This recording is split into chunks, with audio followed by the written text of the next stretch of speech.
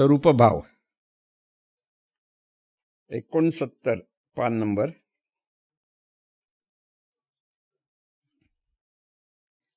सद्गुरू पैमावली मातोश्री माईंना प्रथम कृतज्ञपूर्वक वंदन आणि आपण सर्व सद्भक्त सत्साधक आपणा सर्वांना आदरपूर्वक नमस्कार.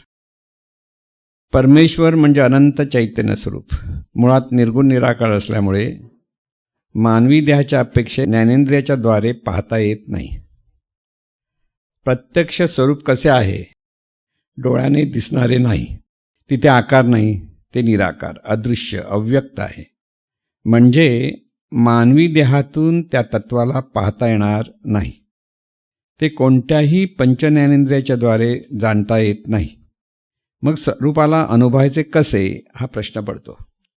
म्हणजे आता आपल्याला स्वरूपाला अनुभवायचं कसं हा प्रश्न आहे. कारण ज्ञानेंद्रियाच्या द्वारे ते अनुभवता येणार नाही हे पहिला लक्षात घेता आलं. त्याला पाहता येणार नाही कोणत्याही परिस्थितीत.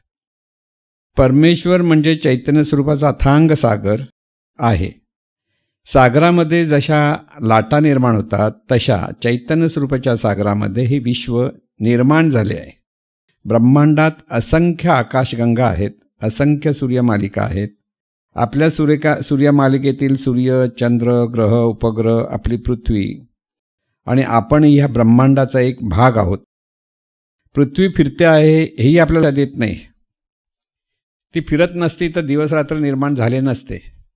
ब्रह्मांड हे अनंत आहे आणि ते ब्रह्मांड जेथून निर्माण झालं ते त्याहून अनंत असले पाहिजे, कारण त्याशिवाय ते कसे निर्माण झाले असते.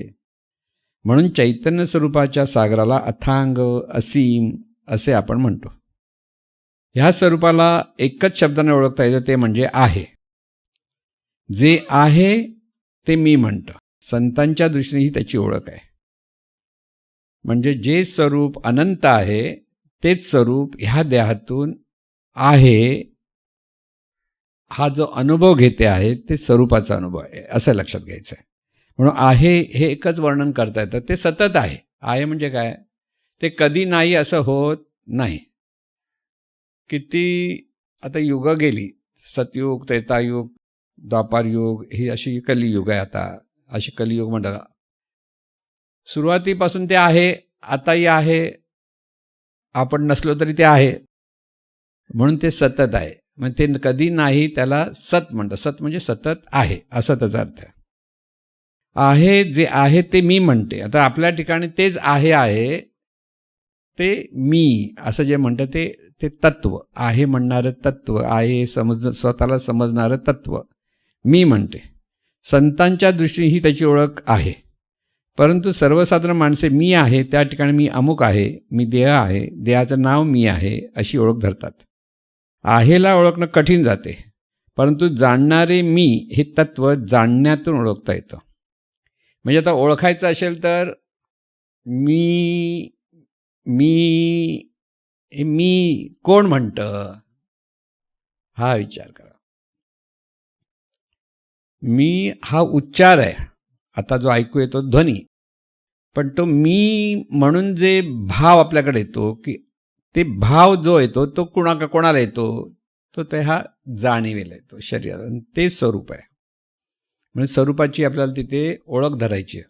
मी म्हणून ओळख धरताना एक गोंधळ असतो की मी देह असा जो भाव तो बाजूला करायचा. देह म्हणजे मी नाही, नाव म्हणजे मी नाही. मग मी कोण आहे? ते मी हे जिथे स्फुरण आहे ते तत्व मी.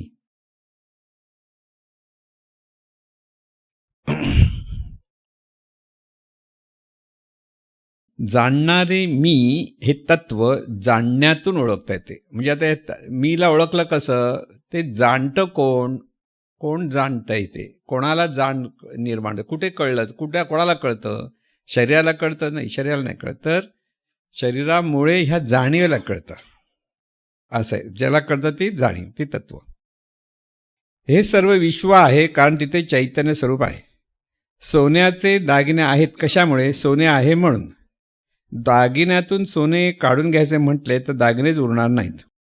म्हणजे स्वरूप कशाला म्हणायचे? जे वजा केले असता रूप शिल्लक राहत नाही त्याला स्वरूप म्हणतात. रूप म्हणजे काय? स्वरूपच विशिष्ट आकार, विशिष्ट रंग, विशिष्ट गुण घेऊन प्रगट होते, त्याला रूप म्हणतात. स्वरूपच विशिष्ट नियमाने साकार होते, त्याला रूप म्हणतात. स्वरूप जे दिसत नाही ते रूपाच्या अंगाने दिसते.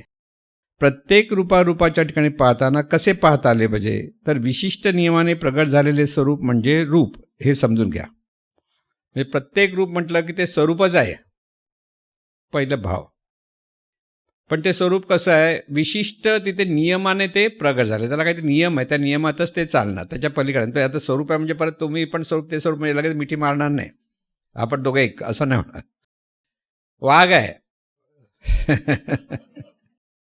आला समोर, अरे स्वरूप आहे तो पण हो स्वरूप आहे, चला ही आहे माझ्याकडे, असं होणार नाही. म्हणजे ते नियम आहेत, म्हणून म्हटलं व्यवस्था रूप हा महाराजांनी दिलेला शब्द याला. म्हणजे मोठा, म्हणजे कधी कधी म्हटलं ह्याच्यात काय नवीन आहे, खूप अर्थ आहे. प्रत्येक रूप हे व्यवस्था रूप आहे. प्रत्येक रूपाला मर्यादा आहेत, प्रत्येक रूपाला नियम आहे. स्वरूपच आहे पण त्या विशिष्ट मर्यादेत, विशिष्ट नियमात ते बसलेले आहेत, त्याला त्या पलीकडे नाही जात आहेत. ते रूप आहे तिथपर्यंत. म्हणून तिथे सगळीकडे स्वरूपच आहे, विशिष्ट नियमाने प्रगट झालेले आहे. झाड म्हणजे काय, विशिष्ट नियमाने ते प्रगट झालेले आहेत. विविध प्रकारची झाडं आहेत, ती सुद्धा विशिष्ट नियमाने प्रगट होतात. दृष्टी कशी असली पाहिजे, प्रत्येक रूप हे स्वरूपच. आता आपली दृष्टी कशी असली पाहिजे, आता इथे पाहायचं कसं, तर सगळी ही चैतन्य स्वरूपाचीच रूपं आहेत. त्याबद्दल आपल्या मनात शंका येता कामा नये. म्हणून प्रत्येकाच्या ठिकाणी पहा ते स्वरूपच आहे, स्वरूपाचं रूप आहे, म्हणजे ते स्वरूपच त्या रूपाने प्रगट आहे. ते म्हणजे चैतन्य, एकच चैतन्य स्वरूप प्रत्येक रूपाने प्रगट आहे. तिथे पाहिलं तर आपल्याकडे तो एकपणा येतो, तो नाही पाहत तोपर्यंत एकपणा येणार नाही. तुम्ही झाडाकडे पण प्रेमाने पहा, तिथेही तुम्हाला एक समाधान मिळेल. प्रत्येक ठिकाणी तुम्ही जर त्या चैतन्य भावातून पाहण्याचा अभ्यास सुरू केलात तर तुम्हाला ते लगेच तिथल्या संवेदना जाणता येतात. अगदी कुत्रा मांजर, लोक म्हणतात कुत्र्याच्या मागे हल्ली बिचारे गव्हर्नमेंट लागलेलं आहे, ते तर खायला देऊ नका, प्यायला देऊ नका, असं काहीतरी चाललं आहे ना. पण तुम्ही कुत्र्यांकडे बघा प्रेमाने, अरे ते कुत्रे अंगावर येतात कसे, मला तोच प्रश्न पडतो. बिचारे तेच जीवाला घाबरतात. माणसाला घाबरतात कोण, कुत्रे, माणूस नाही. माणूस स्वतःच्या भीतून हडहड करतो आणि तो मग भावभाव करतो, तेव्हा ते प्रॉब्लेम होतात. खरं म्हणजे कुत्रा स्वतःवर अंगावर येतच नाही कधी, पण पहिला माणूसच घाबरतो तो कुत्रा दिसल्यावर, आणि तो त्याला हडहड करतो, दगड लावायला, तर मग तो भुंकणार नाही तर काय. कोणाला तुमच्या दुसरा माणूस तुमच्याकडे ओरडा केला, तुम्ही पण आरडाओरडा करतातच ना. ॲक्शन ही ॲक्शन असते ना तशी. पण जर तुम्ही अभ्यास करा ना, आता रस्त्याने कधी जाताना कुत्रा दिसला, अगदी प्रेमाने बघा ना, कसा बघा तो तुमच्याकडे कसा प्रेमाने बघेल. पण तुम्ही घाबरत, अरे बाबा उडी मारेल की काय, तो उडी मारेल तो. म्हणून इथे प्राणी मात्रांकडे बघितलं तुम्हाला लगेच अनुभव येतो की चैतन्यच आहे. तुम्ही झाडांकडे, फुलांकडे चैतन्याच्या भावात पाहायला लागले, तुम्हाला एक वेगळा अनुभव यायला लागतो. कारण ती जाणीव जशी तरल होत जाते तसं ती व्हायब्रेशन तुम्हाला अनुभवता येतात. कारण ही सगळी व्हायब्रेशन थिअरी म्हणतो, म्हणजे जाणीवेचं कार्य आहे, कसं आहे ते मी सांगतो तुम्हाला. म्हणून दृष्टी कशी असते, प्रत्येक रूप हे स्वरूपच, हे आपल्या ठिकाणी साधकाने पक्क केलं पाहिजे. ही सगळी रूपं म्हणजे स्वरूपच आहेत, विशिष्ट नियमाने नियमित झालेलं स्वरूप, हे परत लक्षात आहे. स्वरूपच आहे म्हणजे ते रूप आपल्यासाठी पूरक पोषक नसेल. वाघ आपल्याला पूरक पोषक नाही आहे, त्याला आपण पूरक पोषक. आपण ठरतो लांबूनच त्याला नमस्कार करायचा. म्हणून काय म्हटलं आहे तुकाराम महाराजांनी, सर्प विंचू नारायण परी त्यांची वंदावे. काय शहाणपण आहे बघा, त्यांनी किती सांगितलं सुंदर. असं नाही म्हटलं अरे तो पण आपलाच आहे म्हणून घ्या मांडीवर, असं काय आहे का, नाही आहे. मग ते लक्षात ठेवा. आता सर्प विंचू नारायण, काही माणसं सर्पासगळे वागतात, विंचा सगळे टोचतात, मग काय करायचं, तरी त्यांची वंदावे दुरून. तेही नारायण आहे, त्यांच्याबद्दल वाईट नाही विचार करायचा, त्यांचं वाईट भाव कधी नाही बोलायचं, त्यांचं भलं होते भलं होते, कारण तेही नारायणच आहे, म्हणजे ईश्वर आहेत. कळलं ना. प्रत्येक रूप हे स्वरूपच, हे सहज समजून घेतले तर कळेल. जिथे जिथे रूप पाहाल तिथे ते स्वरूपच हे स्वरूप हे असतेच. पशु पक्षी कीटक जीवाणू ही सर्व एकाच स्वरूपाची विविध रूपे आहेत. शब्दाने कळले तर पुरेसे नाही, तसे पाहायला लागलात तर वळेल आणि तरच ओळख पटेल. आता तुम्ही भाजी चिरतायत, भाजी म्हणजे स्वरूपच. काय वाईट वाटत नाही काही तुम्हा लोकांना, एवढं स्वरूपाला चिरता आपले सुरे घेऊन होतं ना. आधी म्हणता काय छान छान भाजी आहे, आधी तोंडाला पाणी सुटतं तुम्हाला बघून. तर ती व्यवस्था रूप आहे. लक्षात आहे, ते स्वरूपच आहे. ते तुमच्या शरीरासाठी उपयुक्त असलेलं ते रूप आहे. तिथे दुःख सुख नाही. ते चिरलं तर त्याला काही दुःख होत नाही, कारण नेहमी स्वरूपात. तुम्ही बेहोश आहे, तुम्हाला इंजेक्शन किती टोचलं कळतं का? दाढ काढताना टोचतात, काढून देतो, काय करतो कळत नाही ना. जरा इंजेक्शनचा प्रभाव कमी होते, मग कसा आरडाओरडा करायला बघा. म्हणजे ज्या वेळेला नेणिवेत ही जाणीव असते, तिला सुखदुःख नसतं. म्हणून नेणिवेत जायला शिका, सुखदुःखापासून दूर. कळलं का? त्याचा अर्थ तो आहे. तशी भाजी, वनस्पती, त्याला आपण 3 अंगाने एका पुस्तकात मांडला आहे तुम्ही विषय. निर्जीव आणि सजीव असे 2च गोष्टी आपण करतो, पण तसं नाही. निर्जीव आहे, सजीव, आणि त्यामध्ये अजीव आहे. अजीव म्हणजे आपल्या ह्या पेशी आहेत, त्या सगळ्या अजीव आहेत. शरीराच्या सगळ्या पेशी आहेत. म्हणून पेशी शरीर जाणत नाही म्हणतो, म्हणजे काय? नेणीपूर्वक सगळ्या पेशी जिवंत आहेत आपल्या, निर्जीव नाही आहे. शरीर निर्जीव म्हणजे काय? एकदम ताट झालं की निर्जीव, म्हणजे तिथे काहीच उपयोग. पण डोळे बघा, 2 तासाच्या आत तुम्ही टाकले, दुसऱ्या शरीर लावले तर त्याचं हृदय दुसरं लावलं चालतं. म्हणजे तिथे जिवंतपणा जोपर्यंत आहे. पण हा जिवंतपणा कसा? नेणीपूर्वक जिवंतपणा आहे. जाणीवपूर्वक तिथे काहीच कार्य नसतं. नेणीपूर्वक त्या हृदयाला काढा, दुसऱ्या हृदयात टाका, हृदय काही ऑपोजिशन देणार नाही. हे काय करता तुम्ही, असं काय म्हणणार आहे का? नाही. तिथेही ते बरोबर नियम कार्य झालं की ते तिथेही कार्यरत होतं. म्हणून ह्या पेशी किंवा वनस्पती, भाजीपाला हे अजीव आहेत. अजीव आहेत म्हणजे स्वरूपच आहेत, पण त्यांच्या ठिकाणी हा सुखदुःखाचा प्रकार नाही. म्हणून असं म्हणतात, जे अगदी संत अगदी झालेले आहेत, जे अगदी पलीकडे गेले आहेत, ते सगळं शेवटी झाड रूपाने बसले आहेत. त्यांना मला काही सुखदुःख नाही, सुखदुःखाच्या पलीकडे असं सांगितलं जातं. खरं खोटं माहीत नाही, चेक करायला लागलं. म्हणजे ते सुखदुःख नाही आहे, तर ते सगळ्यांना उपयुक्त असं वागतं. म्हणजे वनस्पती कशी आहे, सगळ्यांना उपयुक्त असते. प्रत्येक ठिकाणी ते कुठेही कसे झाडं, सगळ्या पशुपक्ष्यांना उपयुक्त, कारण तो त्यांचं जीवनाचं ते कारणच ते आहे. त्यांचं जीवन म्हणजे स्वरूप त्या रूपाने प्रगट झालं, ते सर्व बाकीच्या लोकांना उपयोगी होण्यासाठीच झालं. म्हणून कापलं तरी काही रडत नाही, ते की शाप देत नाही. सगळ्या गोष्टीला ते पोषक आणि पूरक आणि उपकारकच असतं. म्हणजे वनस्पती ही अशी वस्तू आहे, म्हणजे निर्मिती आहे, की सर्वांना उपकारक आहे. ती पशुपक्ष्यांना आहे, माणसांना आहे, कोणाला नाही असं नाही, प्रत्येकाला उपकारक. म्हणून ती साधू संतांसारखी आहेत असं म्हणतात. पण ते अजीव आहे. अजीव आहे म्हणजे तिथे जाणीवपूर्वक जाणलं जात नाही असं तर जातं. पण ह्याच्यावर जास्त कुठे आपण एक्सप्लेनेशन दिलेलं नाही, पण ती तसं आहे हे लक्षात ठेवायचं. ह्या चैतन्य भावाच्या दृष्टीने रूपाकडे पाहताना राग, लोभादी विकार निर्माण होत नाही.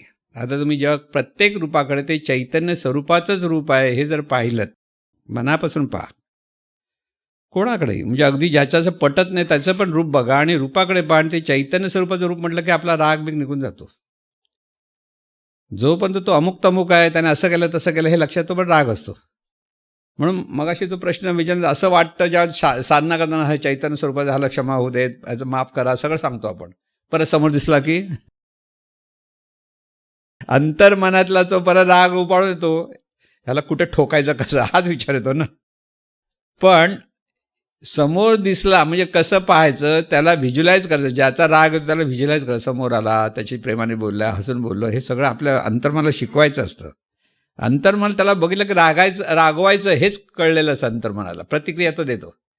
पण समोर आहे त्याच्याशी आपण आनंदाने बोलतो, त्याला सन्मान केला, त्याच्याबद्दल काही बेडवाकडं विचार नाही केला आहे, त्याचं भलं होऊ दे म्हटलं की ती जर प्रॅक्टिस केली तर समोर दिसलं तर तुम्ही शांतपणे त्याकडे पाहू शकाल. तिथे मग कमी मिठी जाऊन मारणार नाहीत, पण मग ते प्रेमाचं उकाळा येणार नाही, उमाळा, पण वागणं चांगलं होईल.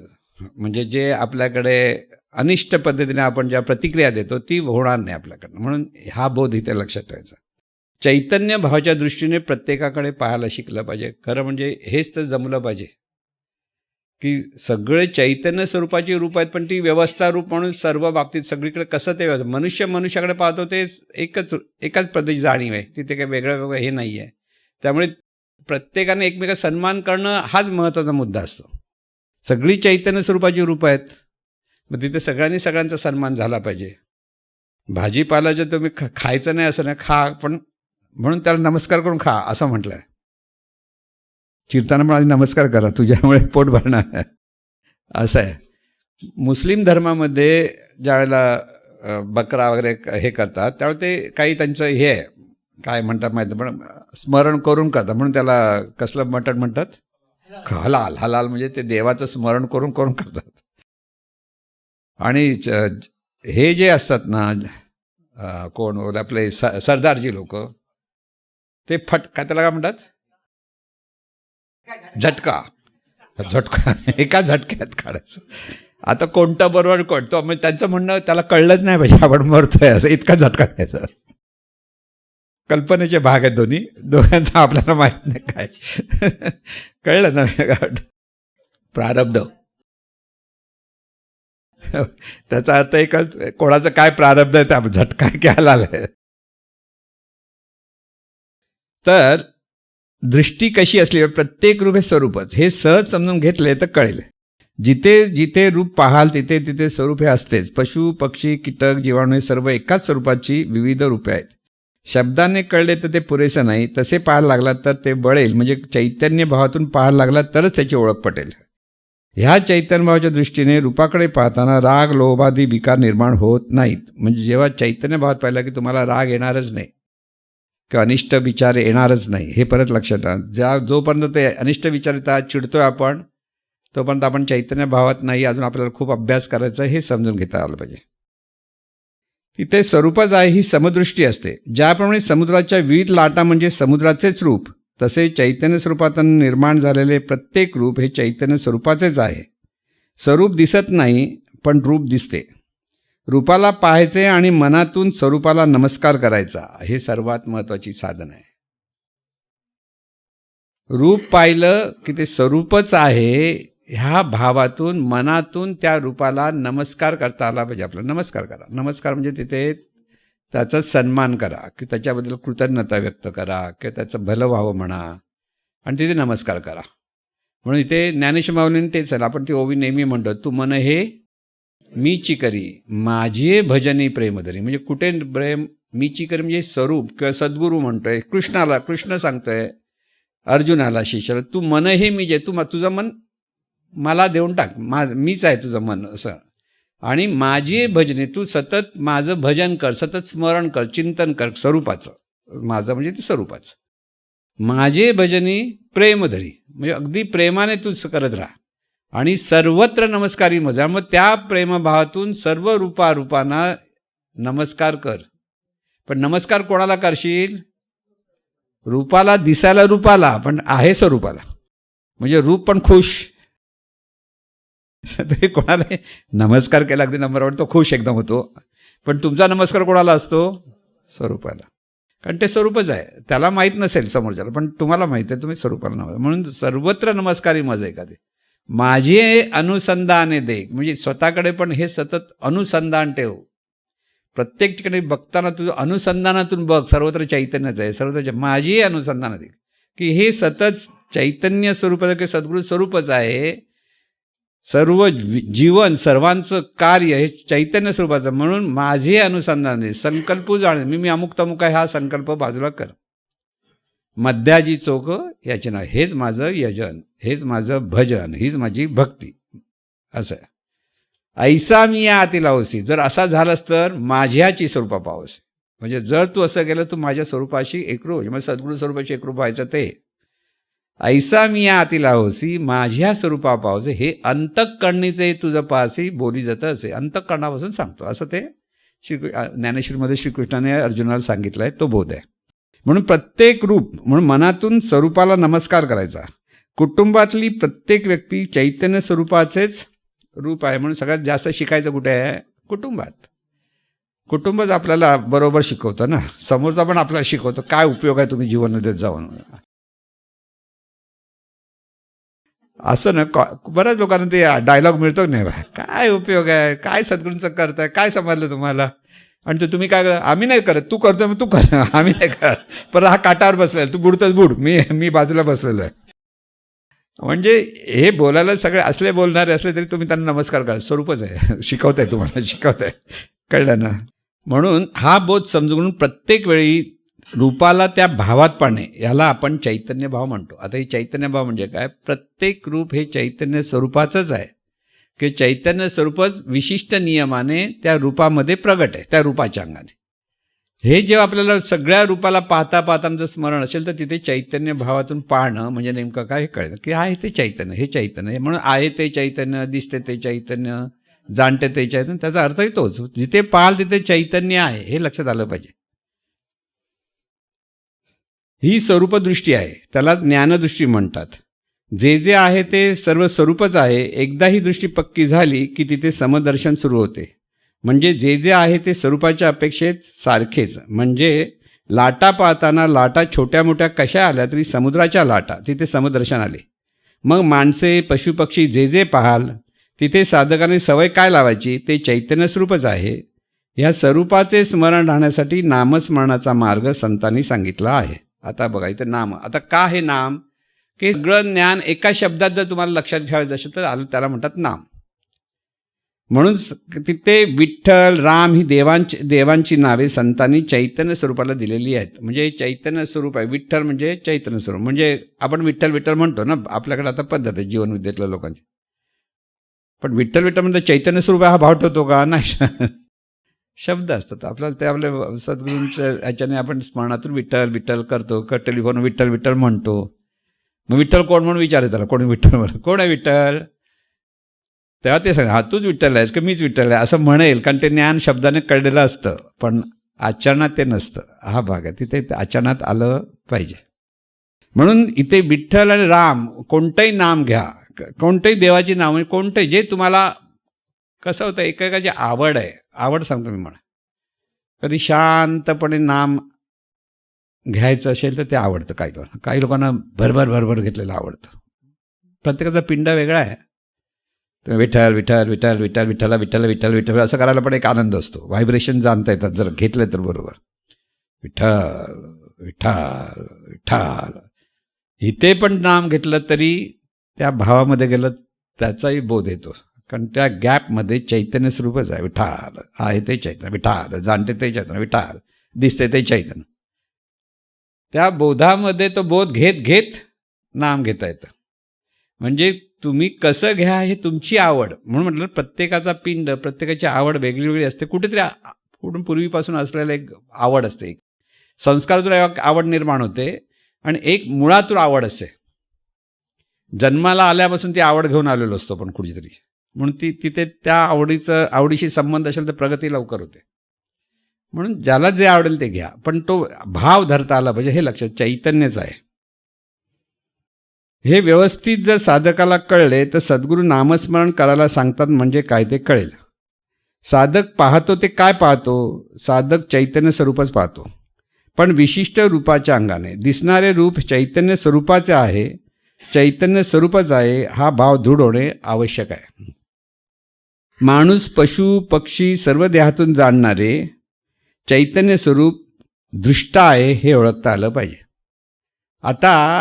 आता दृष्टा असा शब्द आला म्हणजे हा आपण जो पाहणारा आहे ते आपण दृष्टा आहोत. म्हणजे आपण आहोत म्हणजे कोण आहोत, चैतन्य स्वरूप दृष्टा आहे.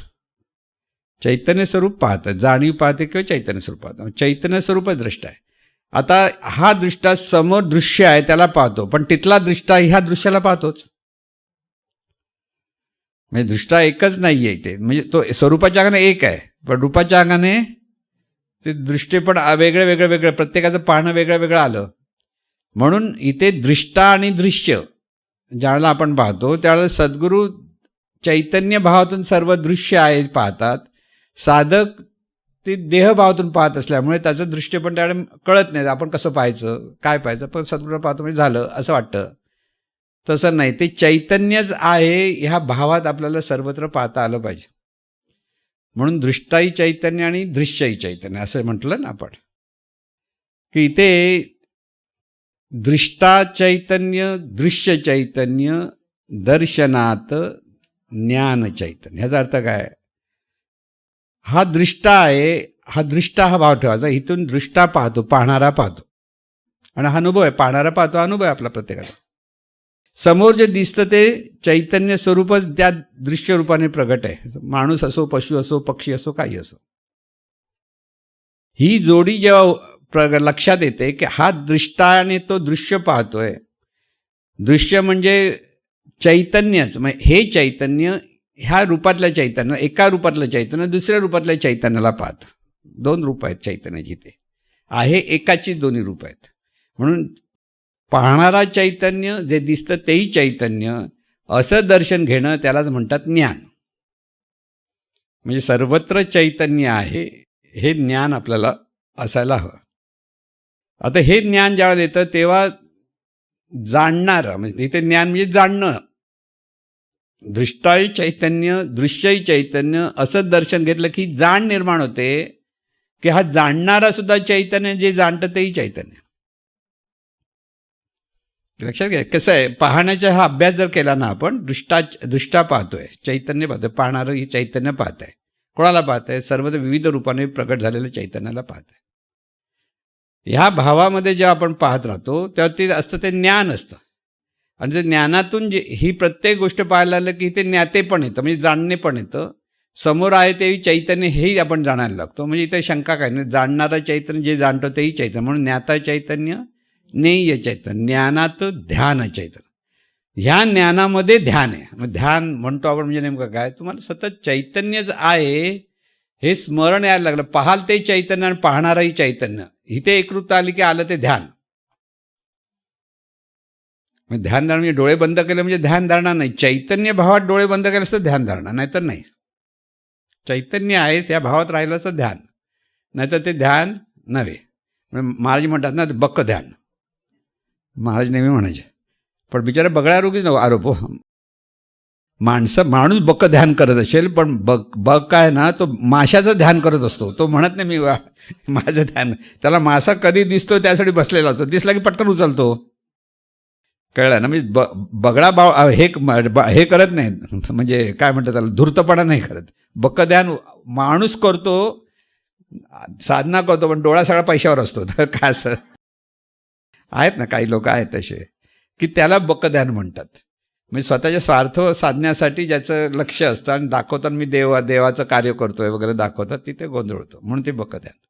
म्हणून ध्याता चैतन्य, ध्येय चैतन्य, ज्याचं आपलं ध्येय काय की सगळं तर चैतन्यच आहे हे आपलं ध्येय आहे, की सतत स्मरणात राहणं. म्हणून तिथे ध्याता, ध्यान करणारंही चैतन्य आणि ज्याचं ध्यान करतोय तेही चैतन्य. म्हणून ध्याता चैतन्य, ध्येय चैतन्य, ध्यानात क्रिया चैतन्य.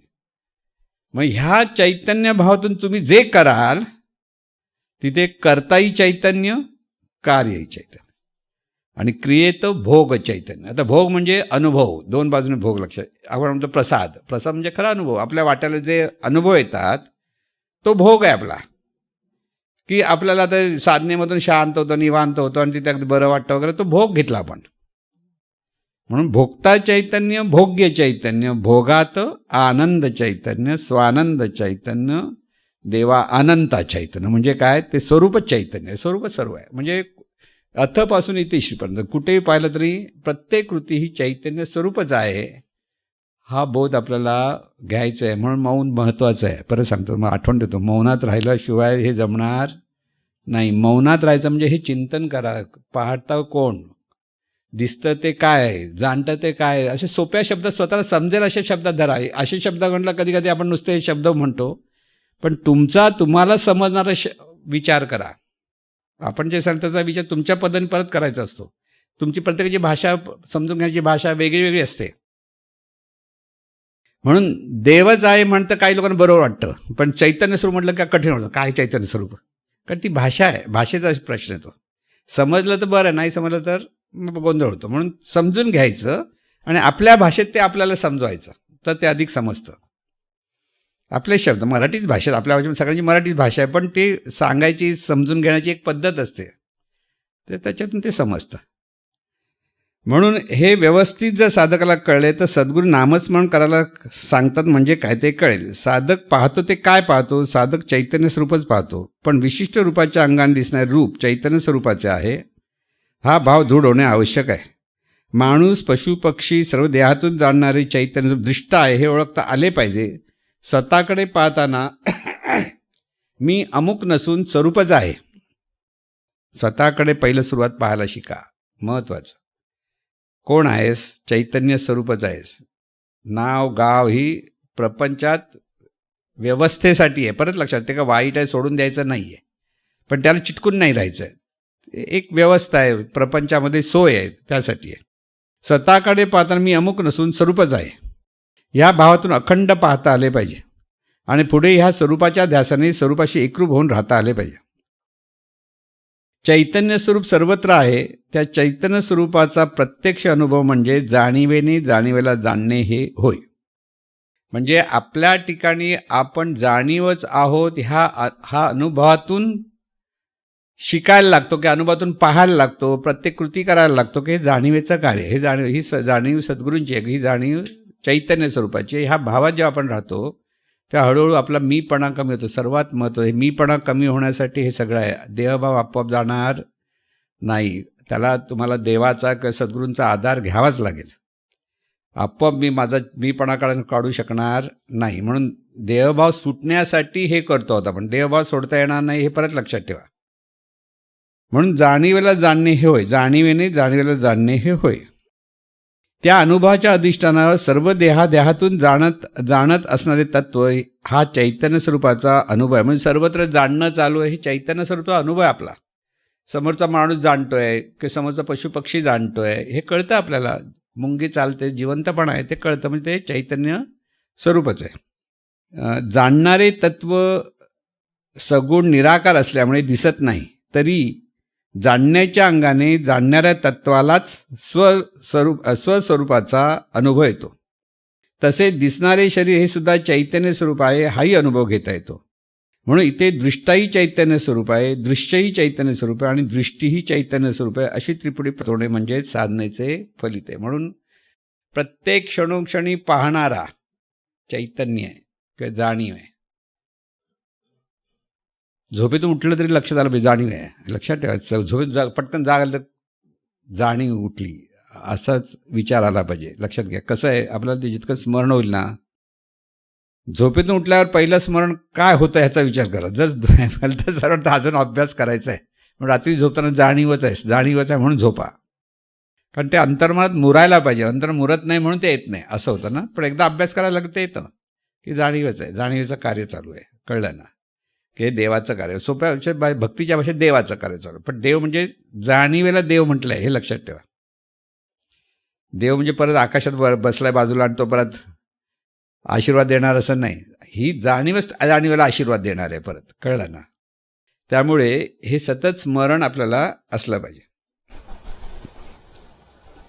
दृष्टी ही चैतन्य स्वरूप, दृष्टी आपली जी आहे ती चैतन्य स्वरूप अशी त्रिपुटी म्हणजे हीच दृष्टा, दृश्य आणि दृष्टी.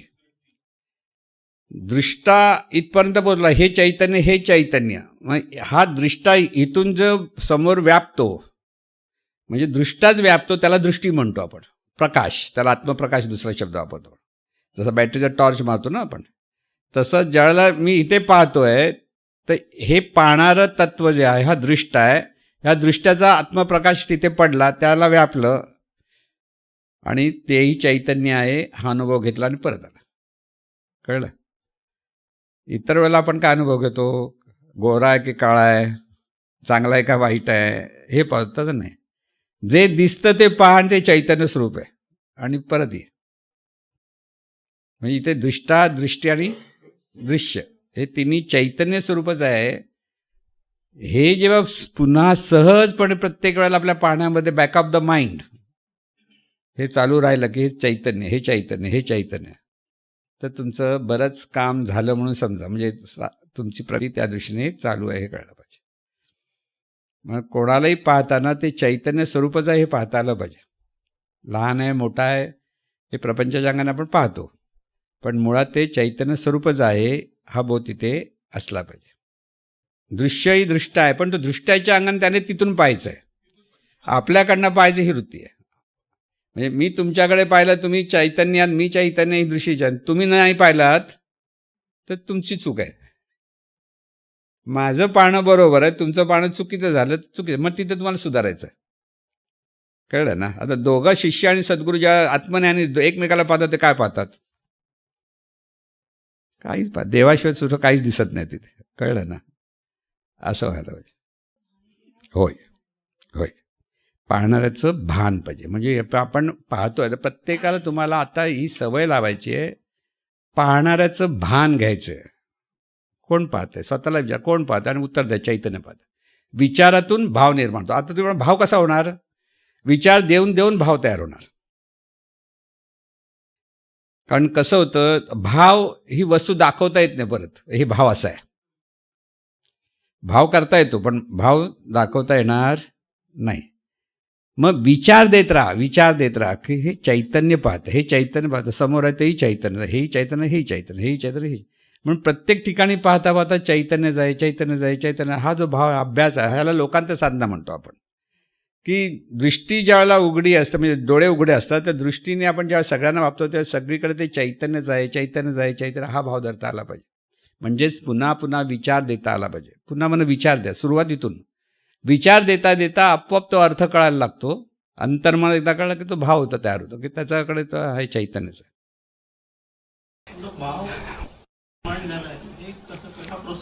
एकदा ते आपोआप तुम्हाला ते प्रोसेसमधून आपोआप समजायला लागलं, अरे हे चैतन्यच आहे. तुमच्याकडे तो भाव म्हणजे तो अर्थच कळायला लागतो. आता साधी गोष्ट मी सांगतो. हे ईश्वरा असं म्हटल्यानंतर बऱ्याच लोकांना कुठे पाहायचं कळत नाही. कळलं ना? मग ते नेहमीप्रमाणे ईश्वराला सांगतात, ह्या भावात म्हणतात, ते काय विचार करत नाही, वर खाली कुठे असेल तो. पण एकदा ईश्वर म्हणजे कोण हे जर सांगितलं तर तिथे पाहायला लागतो आपण, तर तो भाव तयार झाला. कळलं? ईश्वर कोण? आता इथे ईश्वर म्हणजे हा पाहणारा ईश्वर आहे. ह्या पाहणाऱ्याला सांगायचं, हे ईश्वरा सर्वांना चांगली बुद्धी दे. लक्षात घ्या. म्हणजे ईश्वर म्हणजे शुद्ध जाणीव. हा मीपणातून जो प्रार्थना म्हणणार आहे तो ईश्वर नाही आहे, तो जीव आहे. म्हणजे मुळात ईश्वर पण आता जीव. कळलं ना? म्हणून हे ईश्वरा म्हटलं की त्याला कळलं पाहिजे, पाहणारा ईश्वर आहे, त्याला तू प्रार्थना म्हणतोयस, म्हणून त्या भावात जगलास तर तुझी प्रार्थना बरोबर झाली. नाहीतर कर्मकांडात्मक प्रार्थना झाली, पण बाहेर बोलायचं नाही, मार खाल्लं तुम्ही. लोक भांडायला येतील तुमच्याबरोबर, कोण तुम्ही शहाणे आम्हाला सांगता, म्हणून तिथे बोलायचं नाही. हा ईश्वर म्हणजे हा पाहणं. आधी कोणी सांगितलं? महाराजांनी सांगितलंय. विश्वाच्या अपेक्षेत परमेश्वर, तो देहाच्या अपेक्षेत ईश्वर. आहे वाक्य. कुठे आहे? कुठच्या पुस्तकात सांगा बरं.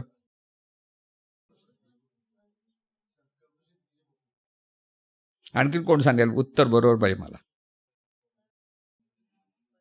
जीवन दर्शन या पुस्तकात तुम्हाला हे वाक्य मिळेल. जीवन दर्शन, आताचं नाव वेगळं असेल का? जीवन विद्या दर्शन. जर पुस्तक उघडून बघा, मिळतं का बघूया आपण तिथे. की देहाच्या अपेक्षेत तो ईश्वर आहे आणि विश्वाच्या अपेक्षेत परमेश्वर आहे. म्हणजे काय? ज्यावेळेला हे अनंत स्वरूप म्हणतो आपण ते परमेश्वर, आणि देहाच्या अपेक्षेत तेच तत्व इथे आहे म्हणून तो ईश्वर. कारण ते देहाची मर्यादा आहे त्याला. म्हणून ह्या देहातल्या ईश्वराने परमेश्वराशी एकरूप होऊन परमेश्वर होऊन राहायचं आहे, हा अभ्यास आहे. ह्याला म्हणतात भक्ती. कळलं? हा जो ईश्वर आहे, म्हणजे ही जी जाणीव आहे, ह्या जाणीवाने त्या अनंत स्वरूपाशी एकरूप व्हायचं आहे. कारण ते तोच आहे, मी नाहीच. इथे मी आहे म्हटलं की देहभाव आला की तो जीवभाव झाला. ही जाणीवच आहे, पण ही जाणीव कोणाची? म्हणून प्रत्येक वाक्य काय येतं? सद्गुरूची जाणीव, चैतन्य स्वरूपाची जाणीव. हे पुन्हा मी जाणीव म्हटलं की परत अहंकाराकडे वळालं. एवढं सूक्ष्म गोष्ट आहे ही, की इथे ही जाणीव परमेश्वराची आहे. हा ईश्वर त्या परमेश्वराचं अंग आहे. हे जोपर्यंत मनाला पटत नाही तोपर्यंत हॅमरिंग करत राहा की हा पाहतो, कोणती जाणीव पाहते, ही ईश्वरी शक्ती पाहते. हे पुन्हा पुन्हा सांगा. आज तो मीपणातच आहे. म्हणजे हे सांगितलं म्हणजे तो देव झालेला नाही आहे. ज्या वेळेला ह्या अंतर्मनामध्ये हा भाव प्रगट होईल, ईश्वरच आहेस, हे चैतन्यच आहेस, तेव्हा ते देवत्वाकडे वळलं. कळलं? म्हणून प्रार्थनेतून सुद्धा हा भावात प्रार्थना म्हटली तर ते परिवर्तन होऊ शकतं. म्हणजे प्रत्येक गोष्टीमध्ये तुम्हाला ही साधना कशी करता येईल ते बघता. म्हणजे हे स्मरण कसं, साधना म्हणजे स्मरण कसं झालं पाहिजे. म्हणून नुसतं शब्दाने नुसतं म्हणून हे ईश्वरा सर्वांना चांगली बुद्धी देते. चांगली बुद्धी म्हणजे काय? हां, चांगले वागू देते असंच म्हणणार ना आपण.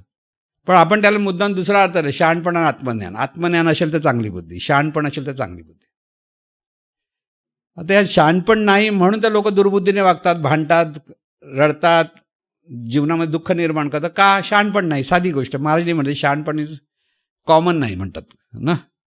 तर काय शब्द असे महाराजांनी चांगलं इंग्लिशमध्ये बोलायचं नाही त्यावेळेला. विजडम इज नॉट नाही, common sense is not common असं म्हणे. बरोबर, कॉमन सेन्स. अभ्यास आहे चांगला त्यांचा. Common sense is not so common, म्हणजे इतकं कॉमन नाही. का? शहाणपण नाही माणसाकडे असं म्हणतात. का? तर दुःखी कशाला वाटतात, भांडतात कशाला, काही कारणच नसतं. तू चैतन्य आहे. कोणासाठी भांडतो, कशासाठी भांडतो कळत नाही म्हणून भांडतोयस. कळलं मी काय म्हणतोय? म्हणून आपण चैतन्य स्वरूपच आहोत ही जाणीवच आहे. आणि ही जाणीव परमेश्वराची आहे की सद्गुरूंची आहे. ही ते भक्ती. म्हणजे भक्ती सतत पाहिजे. नुसतं 15 मिनटं बसलं आणि भक्ती केली नाही. अखंड सकाळी उठल्यापासून रात्री झोपेत पण ती भक्ती झाली पाहिजे. सद्गुरूचं सतत स्मरण की सर्व ही जाणीव आहे ती सद्गुरूची आहे की ही चैतन्य स्वरूपाची आहे. दोन्ही गोष्टीकडनं जे जमेल ते करत राहायचं. म्हणून भक्ती ही 5 मिनटं, 10 मिनटं, 1 तास, 2 तास नाही. भक्ती ही अखंड झाली पाहिजे. हा एक महत्त्वाचा मुद्दा लक्षात ठेवा. अखंड स्मरण ती अखंड भक्ती. त्याच्या फुलं फळाची काही आवश्यकता नाही. तिथे फक्त भाव, देव भावाचा भुकेला असं म्हणतात ना, किंवा भावेविण देव न कळे निसंदेह म्हटलं. सोपं न कळेल नाही म्हटलं. अजिबात शंकाच ठेवू नको. निसंदेह. गुरुविण अनुभव काही सगळं. हा अनुभव कोण दाखवणार तुला? गुरुच दाखव. दुसरं कोण तुला सांगू शकत नाही. म्हणून हा जो बोध आहे प्रत्येक क्षणोक्षणी की सर्वत्र चैतन्य स्वरूपच आहे, चैतन्य स्वरूपच आहे, हा बोध जितका दृढ होईल, म्हणजे तुम्हाला उठता बसता हे कळलं पाहिजे. म्हणजे नामस्मरण म्हणजे काय? नामस्मरण तू जाणीव आहेस हा सतत तुझ्याकडे घोषा पाहिजे. मग त्याला तू कोणत्याही देवाचं नाव घेऊ नको घेऊस, जाणीव आहेस. चैतन्य स्वरूपाचं अंग आहे ते सद्गुरूचंच अंग आहे, ते सद्गुरू स्वरूपाचं अंग आहे. हा बोध इतका दृढ होत जाईल तितकं सद्गुरू आणि शिष्याचं नातं पक्क होत जाईल. म्हणजे ह्या हृदयाचं त्या हृदयी, असं महाजपुरी म्हण, या हृदयाचं त्या हृदयी झालं पाहिजे. म्हणजे सद्गुरूच्या मनात आलेला विचार हा शिष्याकडनं आपोआप त्याचं कार्य झालं. त्याला कळत नाही पण त्यांना आपोआप कार्य होणं. किंवा शिष्याने जे मागितलं ते सद्गुरूकडनं आपोआप मिळणं होतं. इथे सांगायची गरज नाही. म्हणून शब्दे विन संवादेचे, इंद्रियाने निजा झोमीचे, असे जे शब्द आहे ना, शब्द न बोलता. म्हणजे भगवद्गीता श्रीकृष्णाने सांगितली नाही. माहिती आहे तुम्हाला? आपण इतका वेळ बोलला कसा श्रीकृष्ण? हे सगळे लढाईवर बसलेत सगळे. त्यांना कळलं कसं नाही? या हृदयचे त्या हृदय, त्याच्या हृदयात आलेला प्रश्न ह्याच्या हृदयात आलेलं उत्तर, म्हणजेच ती भगवद्गीता. व्यासानी, कृष्णाने कुठे लिहिली? व्यासाने हे सांगितलं. व्यास महर्षीने सांगितलं ना, म्हणून त्यांना व्यास कृष्ण म्हणायचे. व्यासाने कृष्ण म्हणायचे. कारण सगळे वेद त्यांनी एकत्र आणून हे 4 वेद त्यांनी प्रकार केले, ते व्यासाने केले, बाकी कोणी करू शकत नव्हतं. खूप मोठं पाठांतर किती करायचं असं व्हायचं ना. तर शब्दे बिन संवादीचे, म्हणजे शब्दाशिवाय संवाद झाला. म्हणजे हे जे तो ओवी सुंदर आहे ती किती ज्ञानेश्वरीमध्ये की हे कसं झालं म्हणजे ते शब्दाचा भागच नव्हता. आपण शब्दाचा किती वेळ लागला, आपण वाचायला लागलं. भगवद्गीता वाचायला किती वेळ लागतो? लढाईमध्ये अशी भगवद्गीता कोण सांगू शकेल असा प्रश्न पडतो. पण तिथे झालं. त्याच्यामध्ये निर्णय कारणं सांगले, सगळे मोहित झाले. कोणाला काही कळलंच नाही, फक्त हे दोघंच ऐकत होतं. आणि तिसरा ऐकणारा होता तो तिसरा संजय. आणि त्या धृतराष्ट्राचं काय भाग्य, त्याला ते शब्द कळत होते पण त्याला कळले नाहीत. म्हणजे पहिली भगवद्गीता ऐकणारा खरं बघायला गेला तर श्रीकृष्णच, आपलं अर्जुन, आणि दुसरा संजय ऐकत होता, तो सांगत होता, म्हणून तो तिसरा होता तो धृतराष्ट्र. 3 जण होते ऐकणारे, बाकी कोण नव्हतं. मग त्यातल्या धृतराष्ट्राला काही समजलं नाही. संजयला समजलं, पण तो आपले स्वामीनिष्ठा म्हणून तो सांगत होता. आणि ते खरं ते सांगत होता, लपवत नव्हता. बाबा आता हे घाबरले आहेत, हे हरणार आहेत, हे जिंकणार आहे, हे सगळं सांगत होता. आणि अर्जुनच सुधारला. म्हणजे आपणही ते असेच आहोत, कळले ना. कोणी अर्जुनासारखं सुधरेल, कोणी संजयसारखा शहाणा होईल, आणि तिसरा धृतराष्ट्रासारखा तसाच बसेल. आता काय व्हायचं ते तुम्ही बघा.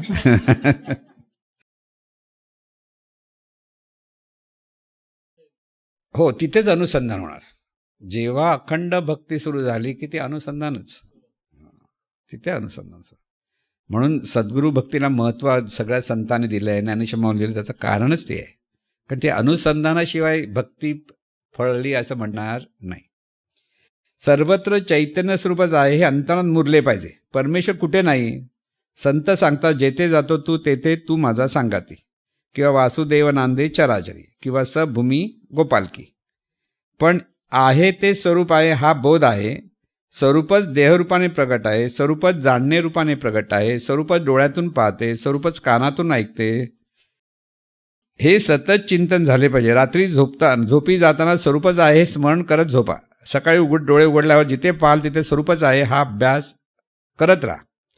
कळले पाहिजे तसे वळलेही पाहिजे. स्वरूपाचा अभ्यास करता करता मी अमुक निघून जातो. बघा, इथे देहभाव निघून जातो. हा अभ्यास केल्याशिवाय देहभाव जाणार नाही.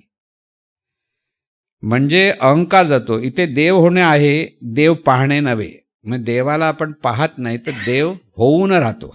कळला ना? देवाचा अनुभव आहे. मी अमुक आहे तिथे स्वरूपच आहे हा भाव निर्माण झाला की त्यातून देवत्व प्रगट होतं आणि दिव्यत्व प्रगट होतं.